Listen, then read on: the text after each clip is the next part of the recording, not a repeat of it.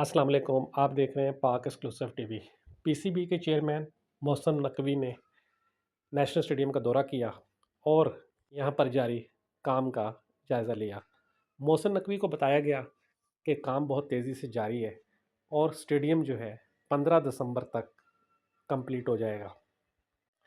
इस मौके पर मोहसिन नकवी ने मीडिया से गुफ्तगू करते हुए कहा कि उनकी कोशिश है कि पाकिस्तान क्रिकेट को बेहतर से बेहतर बनाएं और इस पर वो काम भी कर रहे हैं।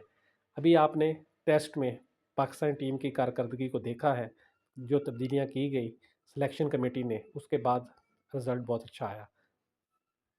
एक सवाल के जवाब में उन्होंने कहा कि कौन सा क्रिकेटर टीम में होगा, कौन सा नहीं, इसका फ़ैसला कप्तान और सिलेक्शन कमेटी करेगी।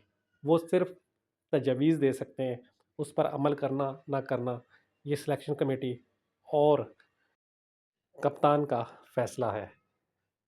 इस हवाले से उन्होंने एक सवाल के जवाब में उन्होंने कहा कि भारत से बातचीत जारी है और उम्मीद है कि वो पाकिस्तान में ही आकर आईसीसी वर्ल्ड कप खेलेंगे, क्योंकि हमने साफ कह दिया है कि पाकिस्तान में ही मैच होंगे।